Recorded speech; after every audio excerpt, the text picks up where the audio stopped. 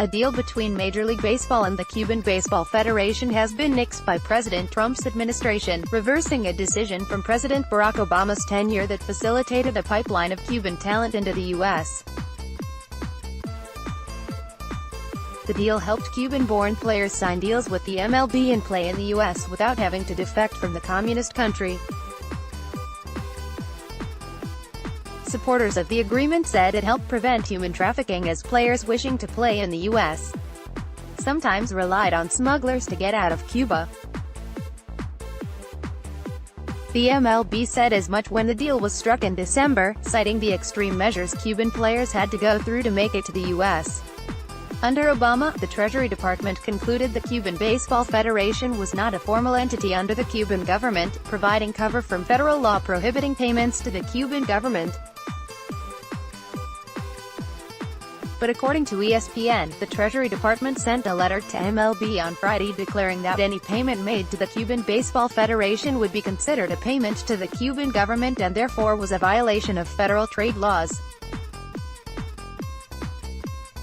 The National Security Council said it wouldn't allow Cuba to exploit citizens working in the United States, leaving the door open for the possibility of a different deal between MLB and Cuba in the future. U.S. does not support actions that would institutionalize a system by which a Cuban government entity garnishes the wages of hard-working athletes who simply seek to live and compete in a free society, NSC spokesperson Garrett Marchi said. The administration looks forward to working with MLB to identify ways for Cuban players to have the individual freedom to benefit from their talents, and not as property of the Cuban state. Opponents of the deal argued Cuba was taking advantage of the players and using them as economic and political pawns. One of those critics, National Security Advisor John Bolton, cited Venezuela's Nicolas Maduro, whom the U.S. has declared the unlawful ruler of his country amid a political and economic crisis.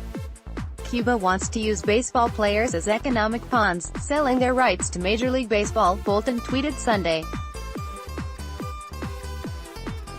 America's national pastime should not enable the Cuban regime's support for Maduro in Venezuela. Cuba wants to use baseball players as economic pawns, selling their rights to Major League Baseball.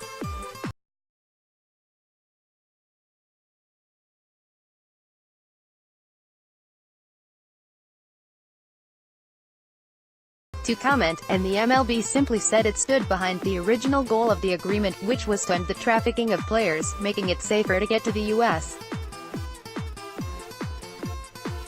to play baseball. Engage Cuba, a coalition dedicated to advancing legislation to restore friendly relations with Cuba, denounced Trump's decision to tank the deal. The MLB deal with Cuba solved a horrible human trafficking problem, Engage Cuba President Jason Williams said.